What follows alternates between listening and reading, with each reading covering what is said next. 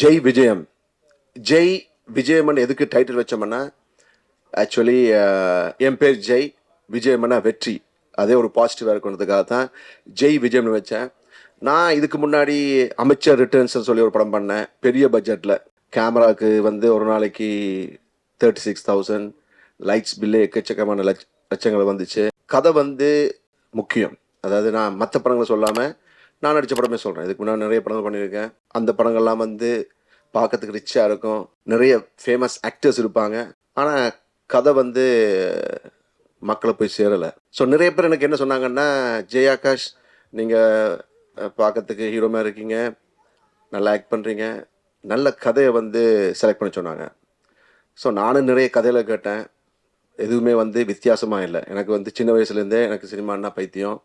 நான் பார்க்காத மூவிஸே இருக்காது. தமிழில் எந்த படத்தை வந்து நீங்கள் கேட்டால் நான் சொல்லிவிடுவேன். டைட்டில் சொன்னால் யார் ஹீரோ எல்லாமே சொல்லிவிடுவேன். அவ்வளோத்துக்கு எல்லா படமும் பார்த்துட்டேன்.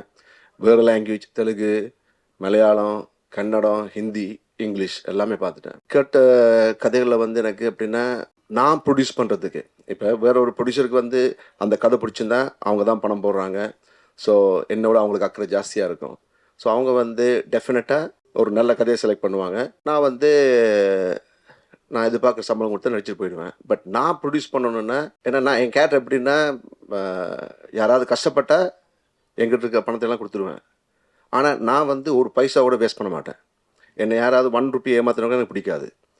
ஸோ எனக்கு வந்து பணத்தை வந்து வேஸ்ட் பண்ண பிடிக்காது. நான் வந்து எப்போவுமே நான் எனக்கு செலவு பண்ண மாட்டேன்.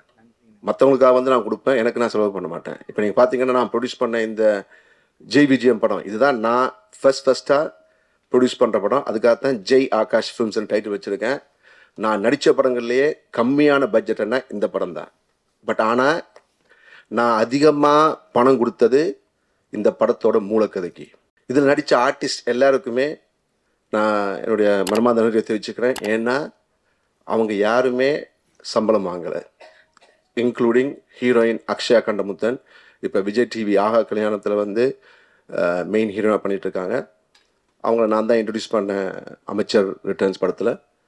ஸோ அந்த படம் பண்ணிகிட்டு இருக்கும்போது, சார் உங்கள் நெக்ஸ்ட் படம் என்னன்னாங்க. ஸோ நான் இப்படி ஒரு கதை ரெடி பண்ணிகிட்ருக்கேன் ஜெய் விஜயம்னு சொல்லி. ஸோ அந்த கதையை கேட்டாங்க.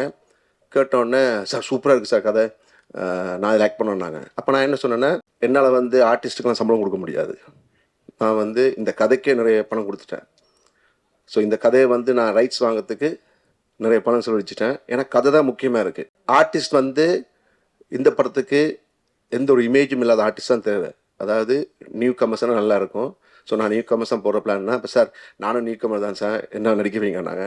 ஸோ அக்ஷயா கண்டமுத்தன் அவங்க அமைச்சர் ரிட்டர்ன்ஸுக்கெலாம் சம்பளம் வாங்கி தான் ஆக்ட் பண்ணாங்க. பட் இந்த படத்தில் ஃப்ரீயாக நடித்தாங்க.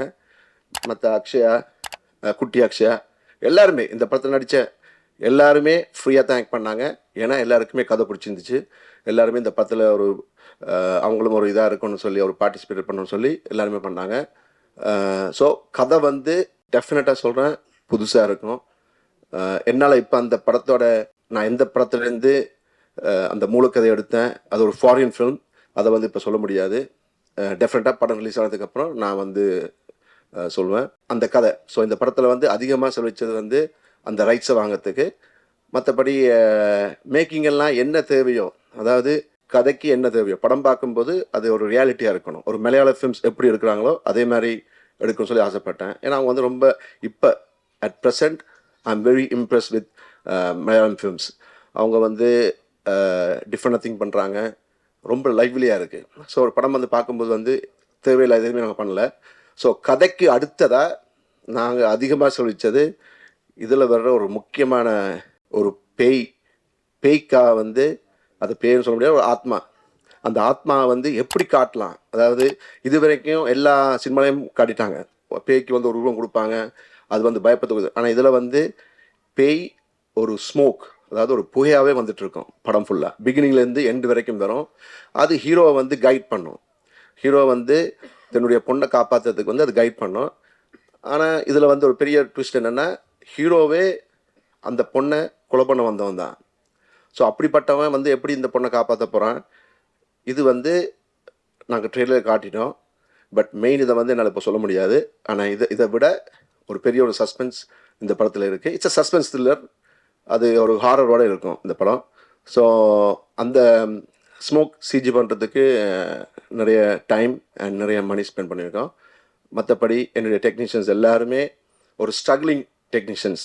பால் பாண்டியெல்லாம் வந்து ரொம்ப வருஷமாக வந்து தமிழ் இண்டஸ்ட்ரியில் வந்து ஒரு நல்ல கேமராமேன் சொல்லி ஹார்ட் ஒர்க் பண்ணிகிட்ருக்காரு.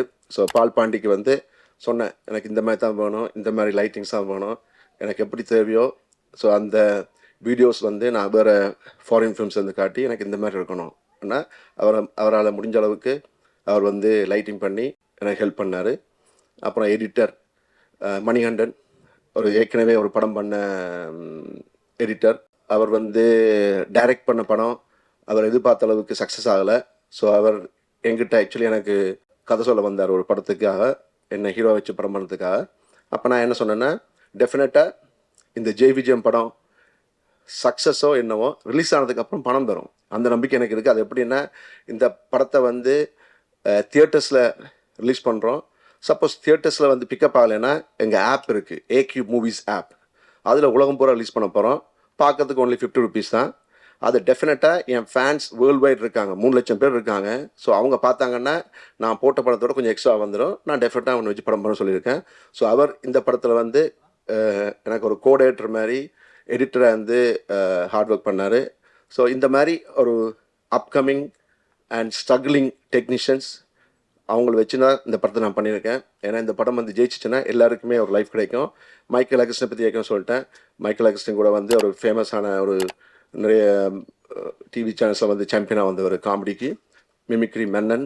ஸோ அவரை வந்து இதில் வந்து ஒரு த்ரூ அவுட் காமெடி பண்ண வச்சுருக்கேன். அவரோட சேர்ந்து இன்னொரு காமெடி வந்து திவாகர் பண்ணியிருக்காரு. தென் மற்ற ஆர்டிஸ்ட் எல்லாமே நியூ ஆர்டிஸ்ட். ஸோ அது இந்த படம் வந்து ரிலீஸ் ஆனதுக்கப்புறம் வந்து அவங்கள வந்து நான் அவங்களுக்கு நான் இன்ட்ரடியூஸ் பண்ணுறேன்.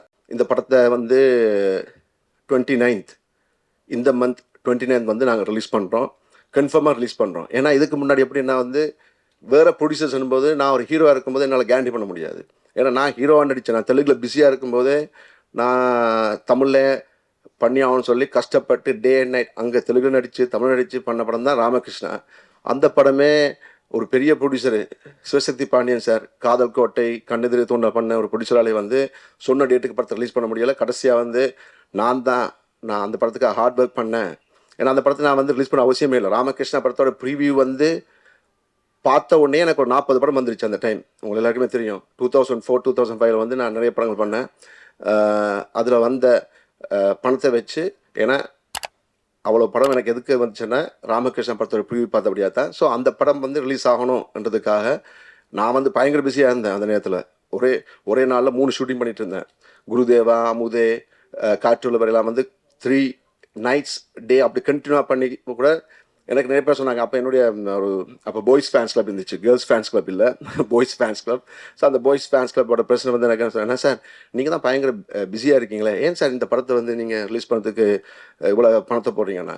அப்போ நான் சொன்னேன் வந்து, இப்போ எனக்கு இந்த படம் ரிலீஸ் ஆகி லைஃப்ன்றது இல்லை, அந்த படத்து மூலமாக தான் எனக்கு இவ்வளோ படம் வந்திருக்கு. ஸோ அது ஒரு நன்றிக்கடன் நான் பண்ண சொல்லி தான் அந்த படத்தை பண்ணேன்.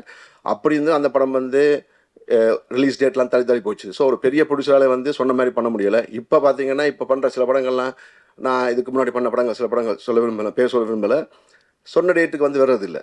ஏன்னா அது ப்ரொடியூசர் வந்து ரெடியாக இருந்தாலும் அந்த டைம் போய் யாராவது சொல்லிவிடுவாங்க, ஜெய் ஆகாஷுக்கு என்ன மார்க்கெட் இருக்குது அவங்க அதாவது பண்ணுறதுக்கு ரெடியாக இருந்தாலும் அதை குழப்பத்துக்குன்னு நிறைய பேர் இருக்காங்க. ஸோ இப்போ வந்து என்னென்னா நானே ப்ரொடியூஸ் பண்ணியிருக்கேன்.